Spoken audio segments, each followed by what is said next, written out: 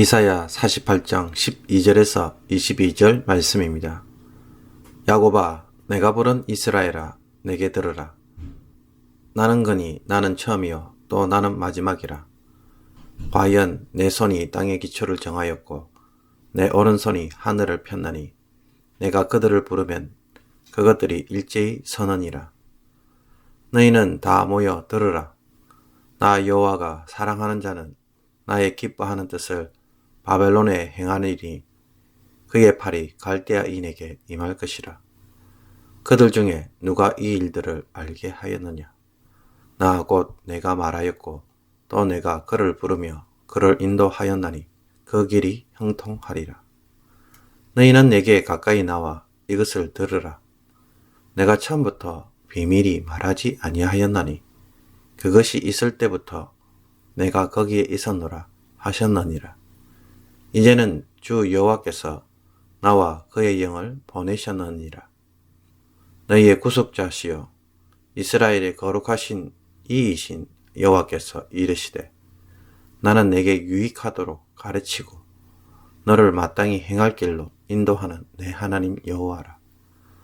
내가 나의 명령에 주의하였더라면 내 평강이 강과 같았겠고 내 공의가 바다 물결 같았을 것이며 내 자손이 모래 같았겠고 내 몸의 소생이 모래알 같아서 그의 이름이 내 앞에서 끊어지지 아니하였겠고 없어지지 아니하였으리라 하셨느니라.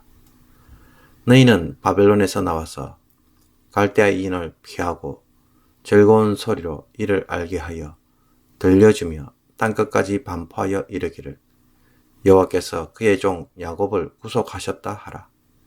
여호와께서 그들을 사막으로 통과하게 하시던 때에 그들이 목마르지 아니하게 하시되 그들을 위하여 바위에서 물이 흘러나게 하시며 바위를 쪼개사 물이 솟아나게 하셨느니라.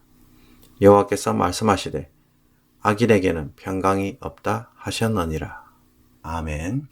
집에서 키우던 개를 데리고 산책을 하다가 다리를 지나게 되었습니다.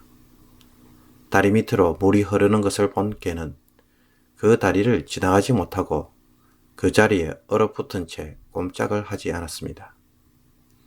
처음에는 안고 데려갈까 생각했다가 줄을 살살 잡아 당기면서 억지로 조금씩 이끌어서 다리를 건너가게 했습니다.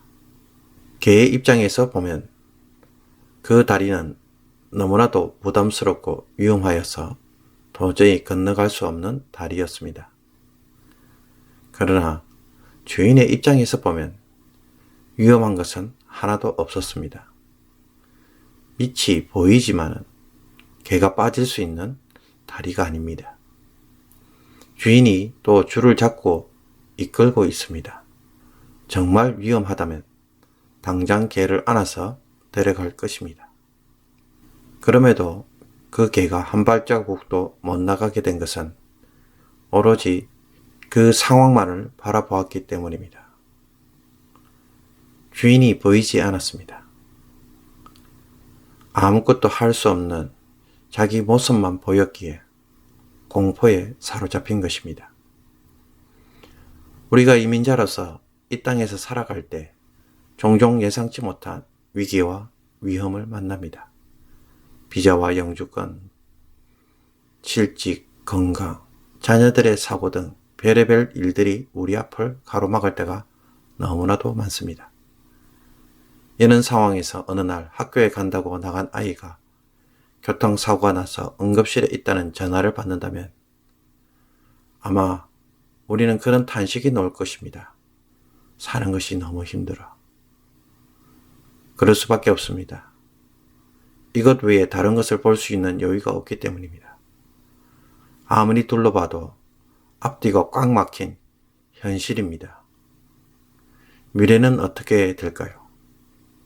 예상치 못한 큰 돈이 빠져나가는 순간 우리는 눈앞이 아찔한 경험을 하게 됩니다. 앞으로 어떻게 살지 두려운 것입니다. 그러나 그때에 나를 돕는 사람이 있고 미래가 어떻게 될지 이야기를 해주고 문제가 해결될 수 있는 방법을 알려준다면 어떻게 됩니까? 아마 크게 안심할 것입니다. 우리의 인생에 이런 사람을 만난다면 그 사람은 참으로 행복한 사람입니다. 그런데 우리는 그분이 계십니다. 야곱아, 내가 부른 이스라엘아, 내게 들으라.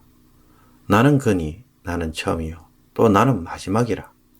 과연 내 손이 땅의 기초를 정하였고 내 오른손이 하늘을 폈나니 내가 그들을 부르면 그것들이 일제히 서느니라. 나는 그니 라고 말합니다. 나는 바로 그분이다라고 하는 뜻입니다. 그분은 처음이요 마지막이신 분입니다. 시간에 있어서 처음과 끝입니다. 그리고 그분은 땅의 기초를 정하고 하늘을 펼치며 만물을 명령으로 통치하시는 분이십니다. 나는 이런 사람이야. 알고 있니? 라고 질문하시는 모습을 보여줍니다. 내가 누구인지 야곱에게 계속 주지시키는 모습입니다. 17절에서도 너희의 구속자시여 이스라엘의 거룩하신 이이신 여호와라고 말합니다. 아니, 오늘 본문 구석구석에 드러나는 것은 무엇입니까? 도대체 이분이 어떤 분이신지 지속적으로 강조합니다. 내가 누군지 알니? 이스라엘을 사랑하신 하나님은 처음부터 비밀이 말하지 않으셨습니다. 하나님은 선지자를 통해 무슨 일을 하실지 수없이 미리 알려주셨습니다. 책망하실 때도, 심판하실 때도, 구원하실 때도 항상 선지자를 통해 미리 말씀하셨습니다. 그러니 미래가 어떻게 될지 너무나도 명확하였습니다. 사랑하는 성도 여러분, 이분이 우리의 삶에 계십니다. 이분이 두려움의 다리를 건너가도록 오늘도 이끌고 계십니다. 이분에게는 그 어떤 것도 문제가 되지 않습니다. 삶에 대한 두려움은 어디에서 옵니까? 상황을 보고는 답이 없다고 판단하는 내 마음에서 나옵니다. 그러나 나는 그니 처음이요 또 마지막이라. 세상을 창조하고 통치하시는 분을 본다면 우리의 마음은 어떤 해석을 내릴까요? 아마 그렇게 판단이 있을 것입니다. 살 수 있겠구나. 일어날 수 있겠구나. 그렇다면 내 마음이 오늘 무엇을 보도록 해야 내가 살아갈 수 있겠습니까? 무엇을 보아야 내가 희망을 가질 수 있겠습니까? 하나님이 시작하셨습니다. 하나님이 내 인생에 개입하셨습니다. 그렇다면 어떻게 하실까요? 시작이 있지만 끝이 없는 분이십니까? 그렇지 않죠. 상황이 악화되어도 결국은 하나님이 끝을 맺습니다. 나의 삶에 대한 하나님의 끝맺음은 무엇일까요? 자신의 악한 죄로 바벨론으로 포로로 잡혀간 야곱.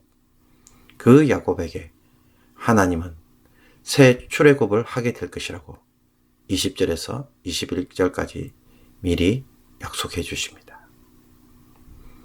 현실이 아무리 힘들어도 소망과 위로 그리고 그 끝의 성취는 하나님의 은혜로 끝맺음을 합니다.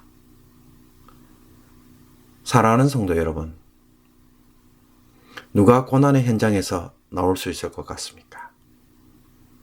하나님을 바라보는 자가 고난의 현장에서 탈출할 수 있을 것입니다. 그러므로 두려울 때마다 하나님을 바라볼 수 있기를 바랍니다. 하나님을 바라봄으로 주시는 그 위로와 소망이 여러분의 힘이 되고 능력이 되고 믿음이 되어져서 그것을 통하여서 오늘 세상을 한번 이기는 그러한 일들이 일어나기를 원합니다. 이것이 하나님을 바라보는 자에게 주시는 하나님의 은혜인 줄로 믿습니다. 기도드리겠습니다. 처음이며 마지막이신 또 온 세상을 창조하시고 섭리하시는 하나님, 이 하나님을 볼 수 있는 성도가 되게 하여 주옵소서. 세상을 보고 근심에 빠지는 자가 아니라 하나님을 보고 소망과 힘을 얻는 성도가 되게 하여 주옵소서.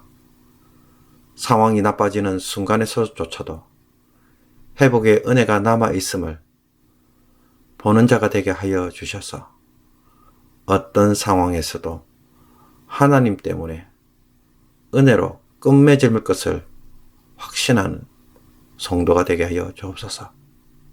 나는 내게 유익하도록 가르치고 너를 마땅히 행할 길로 인도하는 내 하나님 여호와라.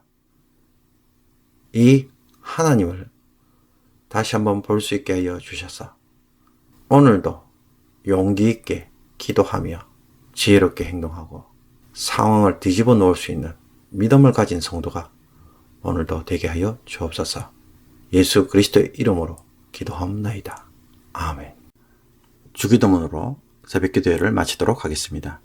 하늘에 계신 우리 아버지여, 이름이 거룩히 여김을 받으시오며 나라의 마옵시며 뜻이 하늘에서 이룬 것 같이 땅에서도 이루어지이다. 오늘날 우리에게 일용할 양식을 주옵시고 우리가 우리에게 죄진 자를 사하여 준 것 같이 우리의 죄를 사하여 주옵시고 우리를 시험에 들게 하지 마옵시고 다만 악에서 구하옵소서. 대개 나라와 권세와 영광이 아버지께 영원히 있사옵나이다. 아멘.